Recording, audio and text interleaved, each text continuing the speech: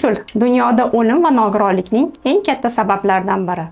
Hozir men sizga bu kasallikni oldini olish sirlari bilan bo'lishaman. Birinchi eng muhim omil yuqori qon bosimini nazorat qilish. Bu bilan insult xavfini 50% gacha kamaytirishingiz mumkin. Ikkinchisi, hayot tarzingizni o'zgartiring. Chekish va spirtli ichimliklarga umuman yaqinlashmaslik va haftasiga kamida 150 daqiqa yurish, me'yorida suyuqlik iste'mol qilish. Bu odatlar ham insult xavfini sezilarli kamaytiradi. Uchinchisi, qon tahlillari va shifokor nazorati.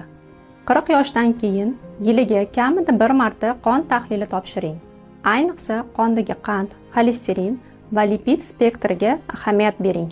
Insultni davolash qiyin, lekin oldini olish oson.